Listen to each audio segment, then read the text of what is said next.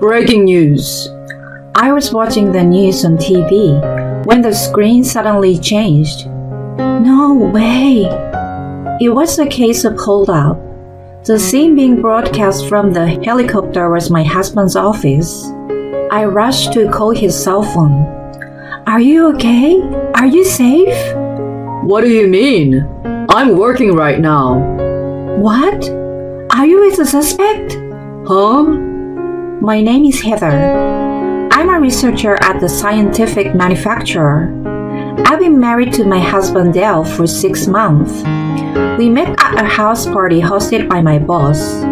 I was brought up by a kind of parent who was very devoted to education since I was a young child. I love studying. After high school, I enrolled in a university with strong science programs and devoted myself to research until graduate school. I would clarify the unknowns and problems and approach them in various ways. I enjoyed the process of searching for answers based on records and results. That alone made me feel fulfilled in life. Research was my life for 6 years in school. Although my grades were good, I was far from being fashionable or having a colorful love life. I told Pam, my boss at work. She told me to broaden my horizon by getting involved in things other than research. Hence, our party was organized. To be honest, I was not at all enthusiastic at first. I had been to a house party once when I was a student at the request of a colleague at my part-time job. It turned out to be a horrible experience for me. I only remember that I was teased and called a nerd or geek just because I was a science major. In fact, I neither knew how to act at a party nor flirt with boys.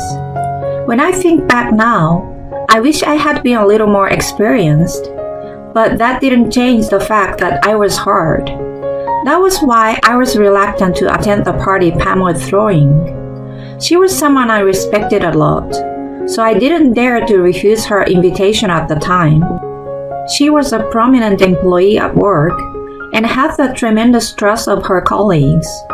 She also had a lot of experience in relationships, and to me, she seems perfect as both a researcher and a woman. Thus, I decided to attend the party. There were many guys from up-and-coming venture companies there. Dale was one of them. I wasn't a naive student anymore, so I mingled and socialized unlike in the past.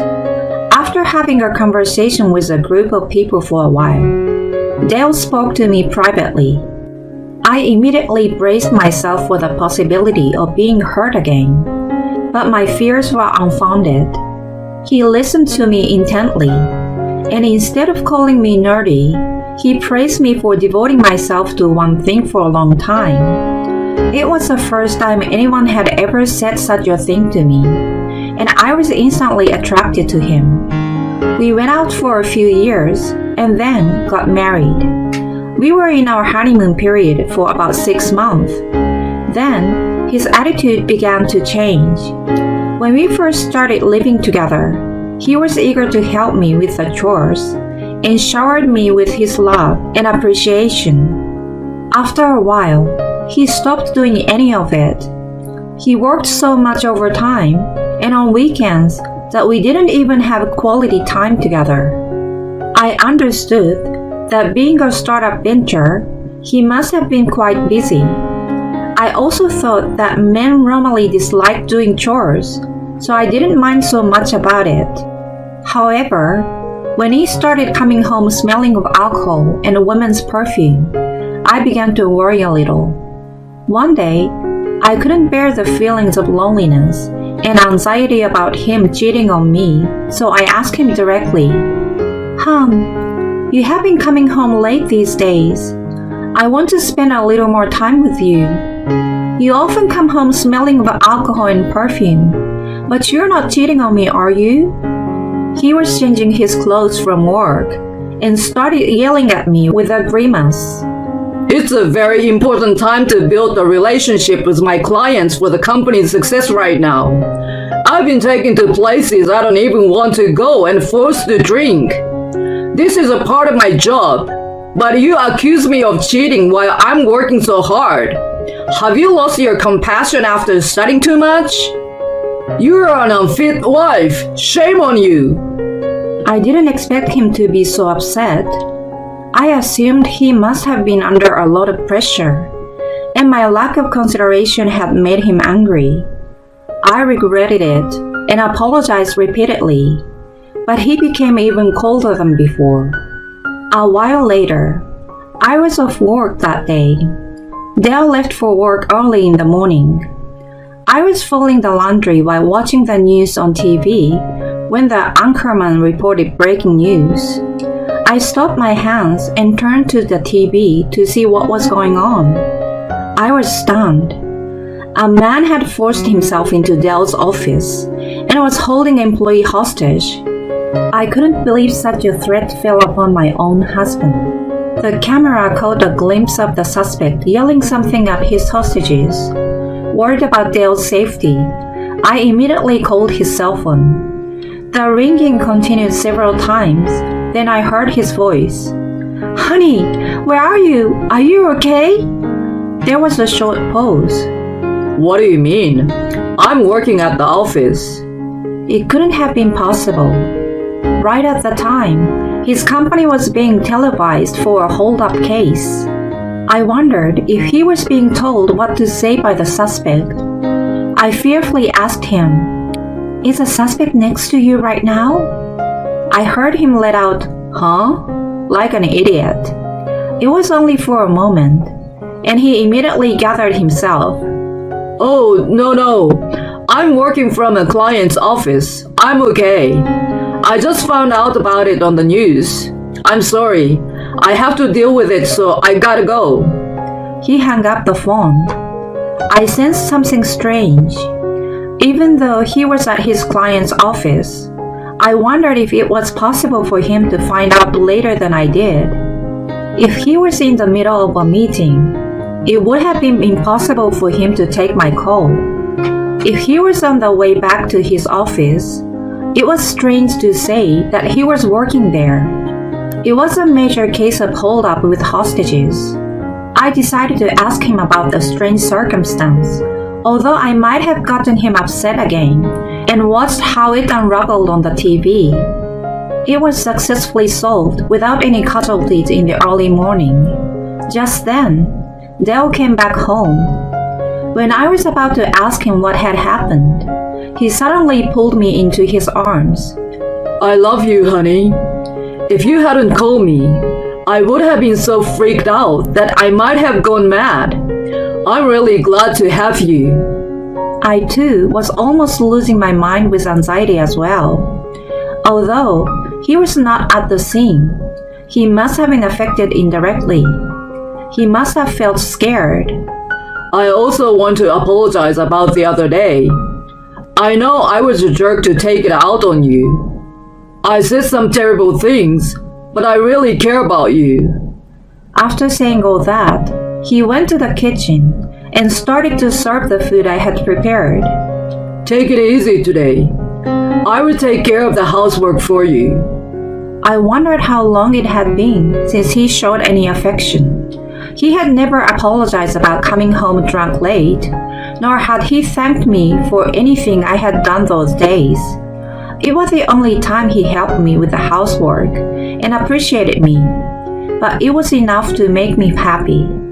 Before I knew it, I had forgotten about the strange feeling I felt when I called him. The next day, while I went about my business as usual at work, Pam came to talk to me. She was wondering if something good had happened to me as I looked happier. It was embarrassing that I had unconsciously shown it on my face. I told her everything that had happened the day before. When I finished, she looked skeptical. I wondered if I said something out of place. I had assumed that she would have been happy for me, contrary to my expectation. What came out of her mouth was something else. Are you sure you're okay with that? I didn't get what she meant by it. When I asked her, she explained apologetically. When a man suddenly becomes nice, it is usually when he has something to hide, cheating, debt, or something. I was irritated to hear that. It's just that the men you dated in the past have been like that.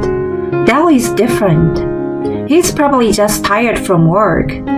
She raised her eyebrows as if to say, uh-huh, when I, normally a quiet person, countered her. I got even more irritated and lashed out at her. I met him thanks to you, but you don't know him like I do.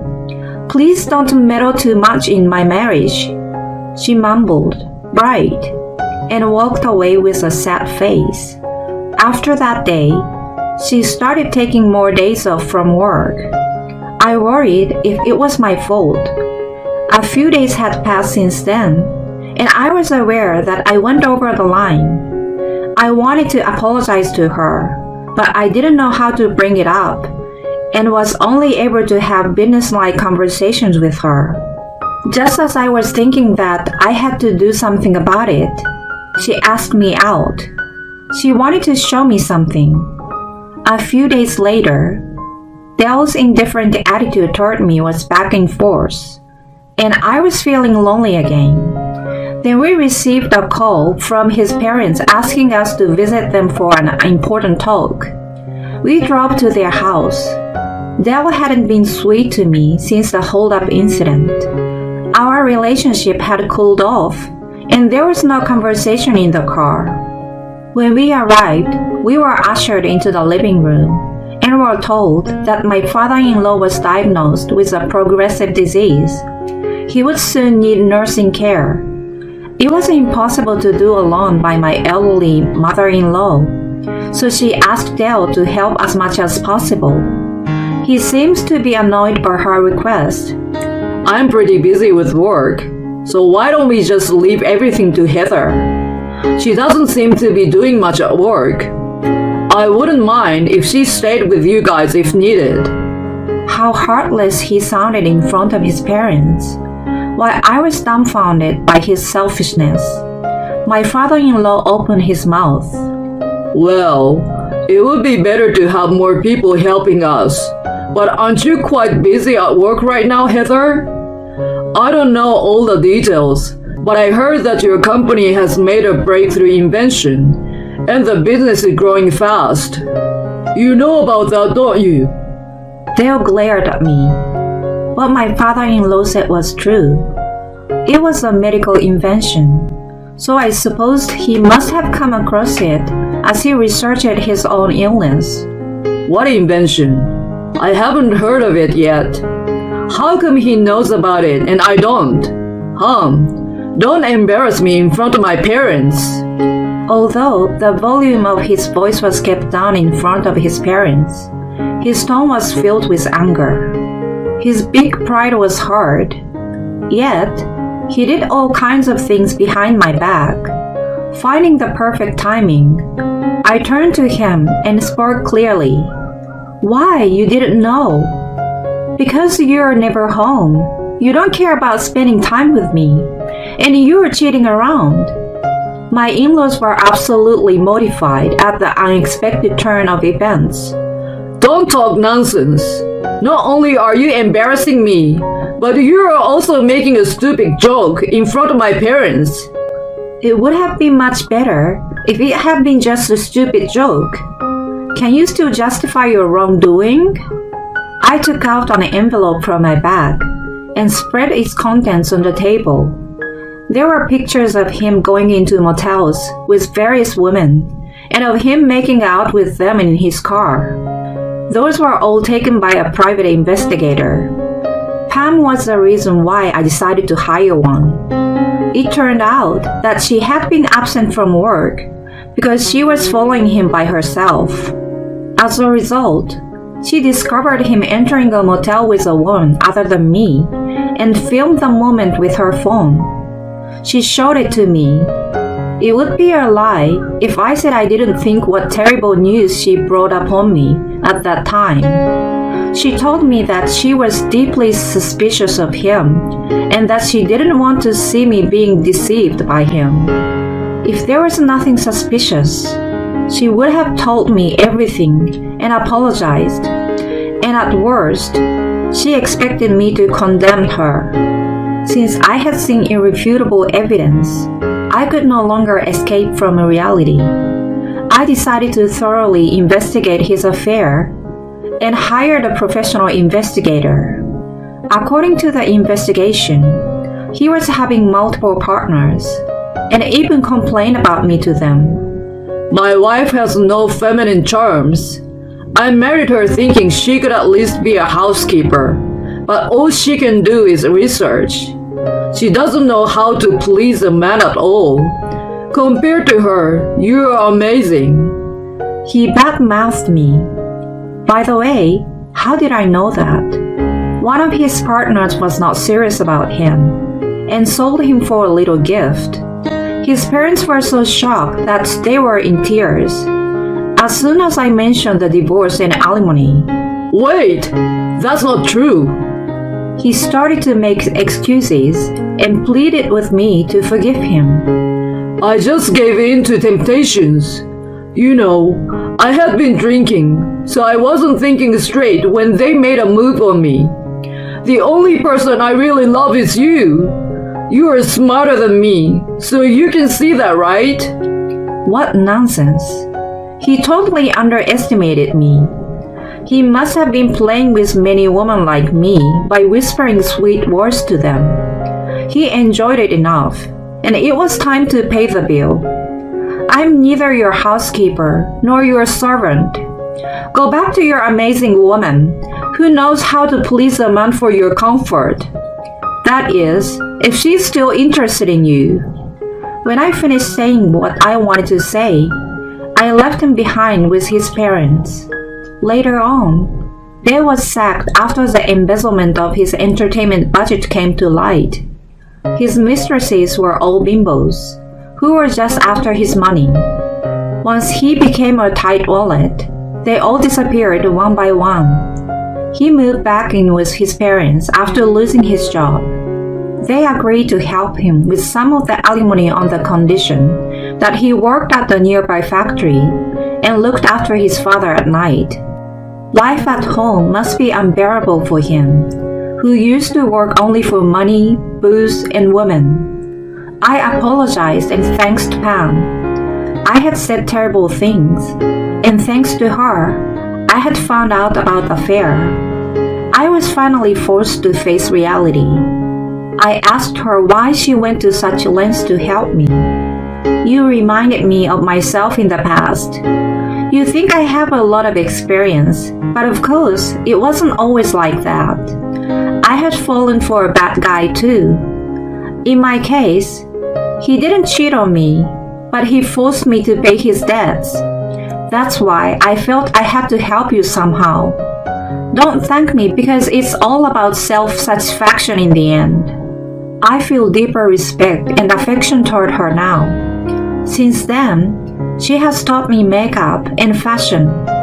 I'm trying to be more cautious about other things besides research. Don't mean to brag, but I think I look much better now. When I go out for drinks with Pam, it's not uncommon for me to get picked up.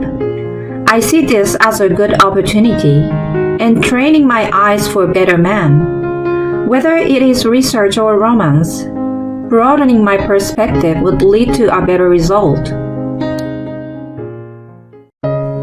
Here, this will get rid of your fever. I'm not coming back until you get better. My husband poured cold water on me. My fever was so high that I had difficulty getting up. We had been married for 5 years. When did he turn into such a jerk? I asked the wrong person for help. Even as my consciousness faded, my anger toward him welled up. It was then someone came to my rescue. When my husband returned home, he was so stunned to see the person that he lost his voice. I looked at his face and laughed at him so hard. Suck it up, you deserved it. My name is Cassidy. 33 years old. I'm a homemaker. I met my husband Alex when we were at university. He was one of my classmates in the same circle of friends. He was a good-natured guy who was popular amongst all students. If someone was in trouble, he reached out to them before anyone else. He helped me many times as a friend too. It was when I had a drink with friends in my senior year. I found out that the then boyfriend I had been with since freshman year was cheating on me and just broke up with him on that day. The other girl was also in the same circle, and I didn't want to make it a public affair. I was careful not to let people around me know, but Alex noticed that I wasn't in good spirits. Hey, what's wrong? Tears welled up involuntarily when he asked me. I had been holding back my emotions, not being able to tell anyone. He was stunned to see my crying and took me out of the bar. When I told him what had happened, he comforted me until I could gather myself. I felt a little lighter after telling him. When we went back inside, our friends teased us, which he lightly handled. From then on, he contacted me frequently. He invited me to parties and hangouts. As I hung out with him, I gradually felt better. At the same time, I realized that I had fallen for him. Until then, he was always the one to ask me out, so I gathered my courage and started to ask him out. On the day of our graduation, we became official. I was at the peak of my happiness then. We both got jobs near the university. He worked in sales and I in administration. Although our jobs were different, we shared the same problems as newbies. We often met up after work and on weekends to encourage each other. There were times when things didn't go well at work, but he helped me get through it. He always knew what I wanted to hear. It was really comforting to spend time with him. He didn't change over the years of our relationship. Although we lived separately close to each other, we were almost living together, going back and forth to each other's places. We continued our relationship like that. And before we knew it, 6 years had passed. When we hung out with our university friends, they often asked us when we were getting married. Alex always handled the question with silly jokes. As the days went on, our 6th anniversary arrived. Hey, when are we getting married? I asked him directly. He answered after a short pause. My mom is a bit crazy and overprotective. If I told her I was getting married, I worry what she would say. She might say something terrible to you. I do want to be with you forever, though. In all the years we had been together, I had never met his parents. When he was on the phone with his mom, Kelly, I normally kept quiet. My mom is such a pain in the neck. He always complained and didn't dare to tell her about us. What do you think about marriage? Then he replied he wanted as well. I will do my best to work things out with your mom. I was anxious, of course, but I held his hand and pushed him. The following week, we went to tell his mom about our engagement. His parents divorced when he was in middle school. I had braced myself before meeting her, but it turned out to be a waste. I'm looking forward to the wedding. You will look like a princess in a dress. Unlike the person Alex has described, Kelly treated me nicely. He seemed surprised at the different reaction from what he had imagined. I felt a sense of relief. Kelly spoke excitedly about the wedding the whole time, and our first meeting ended harmoniously. If I knew it was going to be like this, I should have married you sooner. Alex laughed on the way home. We decided to have the wedding on my birthday and moved in together first. We had known each other for a long time and had been semi-cohabiting. but it still felt very new. I rushed home to cook dinner after work. Alex always finished everything I cooked for him. Whenever I was reminded that we were married, I felt tremendous happiness. Kelly brought a lot of food without notice and meddled in the wedding planning. She was a bit nosy, but we were getting along well. On the day of the wedding, Alex and I headed to the wedding venue after registering early in the morning. We were congratulated by friends and family, including our university friends. Kelly cried from happiness many times from the beginning till the end. The day after the wedding, we went on our honeymoon to Hawaii. "Have a great time," she sent us off with a big smile. I bought lots of gifts for her on the trip. Alex had warned me about her, but I thought we were getting on all right.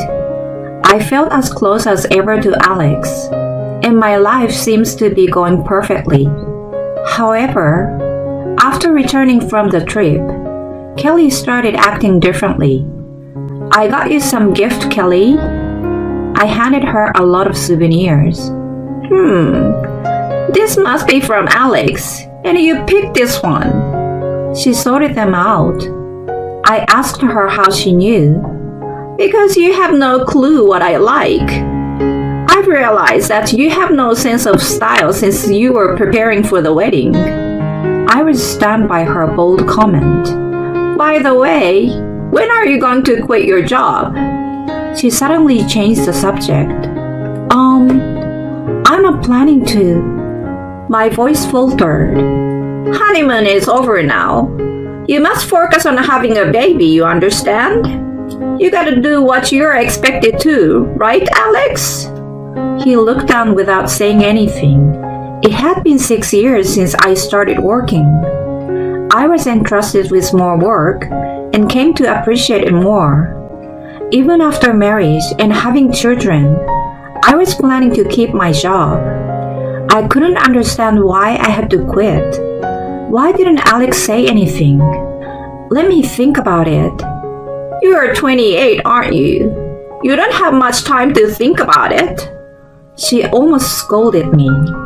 I left her house without coming to a conclusion in the end. "Hey, how can you didn't help me out?" I asked Alex on the way home. Once she starts, she won't listen to me anyway. You just have to give up. "Huh? Why should I give up?" He didn't answer me, but just furrowed his eyebrows. It was hard to believe that we were joyful from our honeymoon trip just a few hours ago. We returned home in heavy silence. Since then, Kelly started calling me every day. "Cassidy, have you given your resignation yet? There is a good OBGYN, and I want you to see him as soon as possible." I almost became neurotic every time I spoke to her.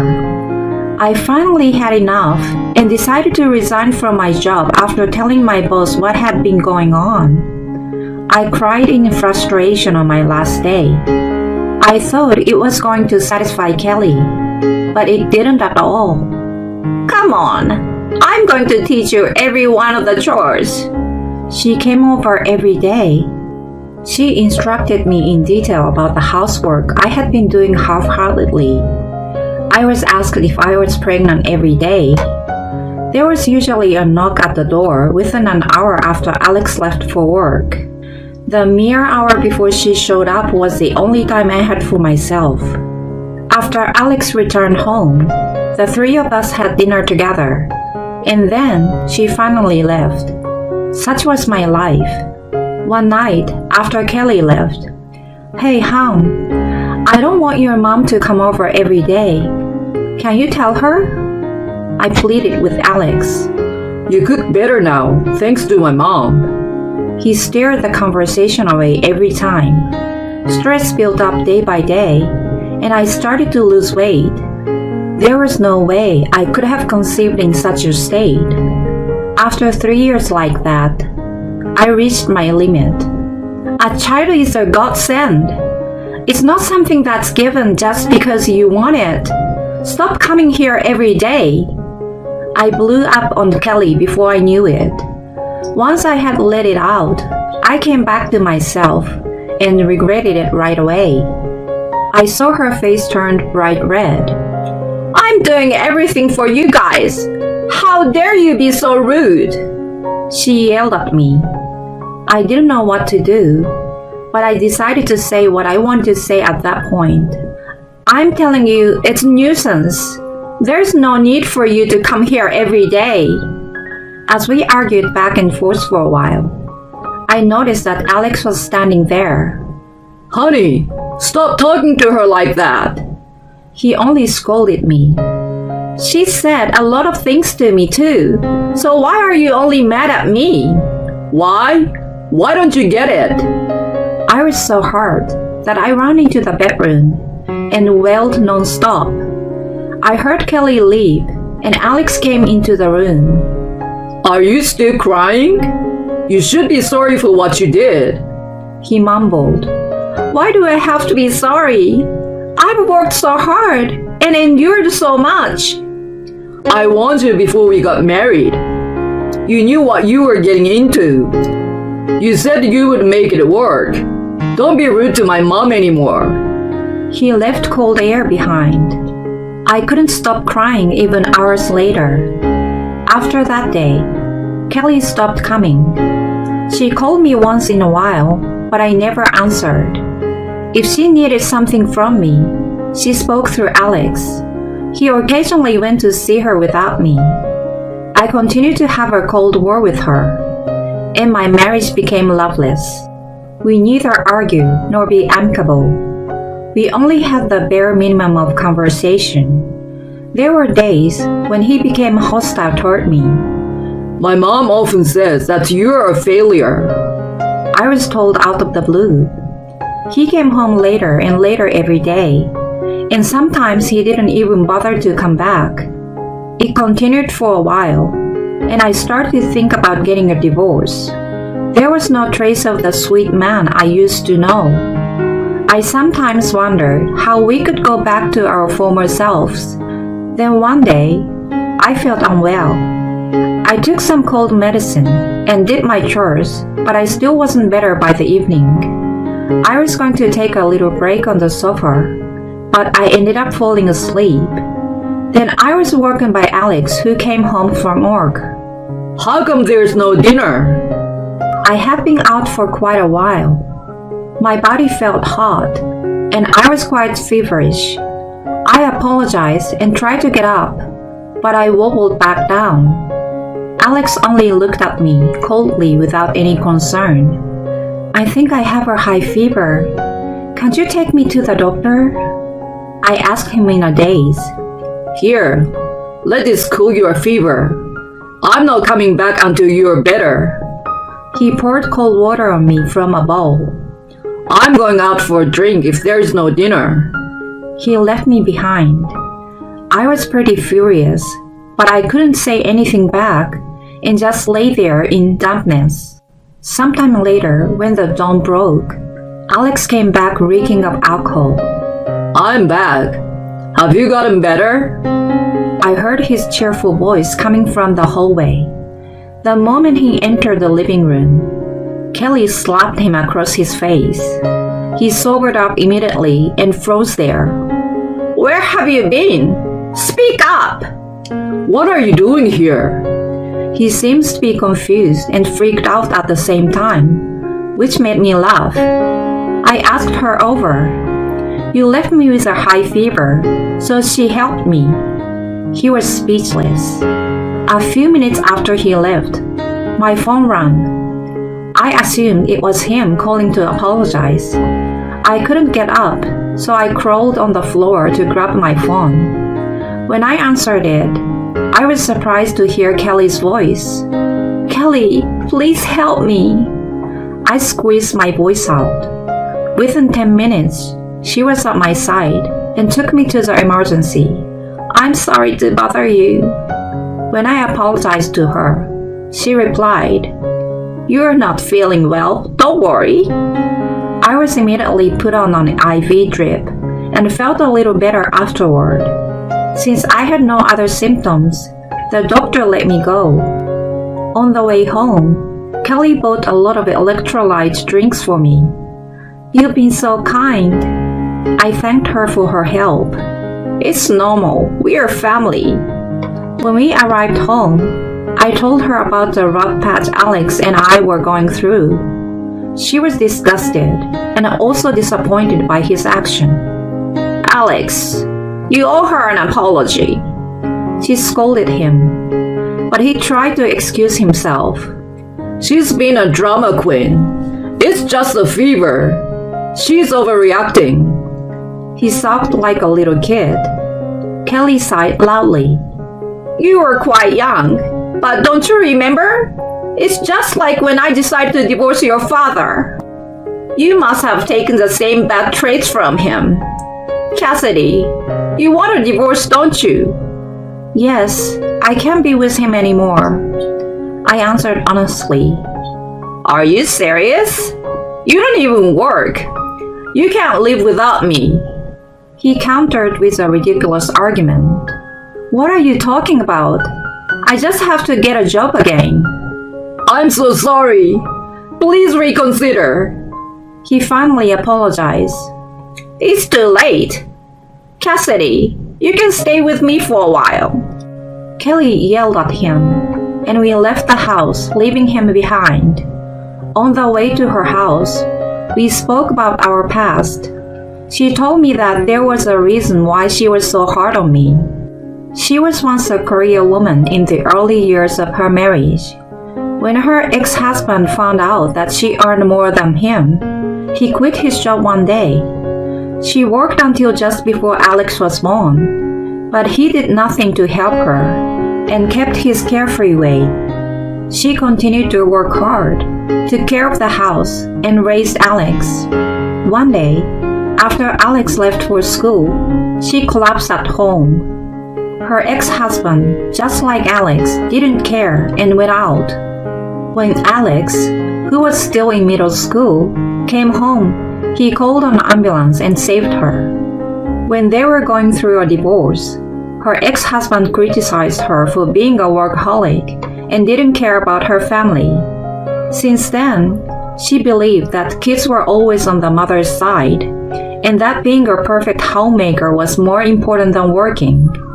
I'm sorry, I forced my opinions on you. She also mentioned that Alex had asked her to come over every day. Cassidy quit her job, so come and teach her to be a good wife. She wants your help too. I never said anything like that. Why did he come up with such a lie? After Kelly and I got into a Cold War, he apparently told her that I was bad-mouthing her. He also said that she was doing the same to me. In truth, she never said anything. I didn't understand the meaning of his behavior. Maybe he enjoyed watching us bicker. The next day, I visited an attorney to file for divorce. Alex kept pleading. Honey, Mom, I'm really sorry. Would you please reconsider? He begged us in tears. No way. We replied in unison. I told all of my friends from the university about what had happened. They were disgusted and said they would keep their distance from him. One of them works at the same company as him, so rumors were spread there. Kelly is also keeping her distance from him and doesn't contact him anymore. He has lost the trust of his family, friends, and colleagues all at once and must be in despair. I hope he reflects on what he did. I stayed with Kelly until I got a new job and found a new place to live. There is a blank period of 5 years, but I'm grateful to find a job in the same field as before. I still keep in touch with Kelly. We had a falling out once, but now we are like a real mother and daughter. She was as happy as if she were my own mother when I got the job. I hope to keep this relationship with her for a long time.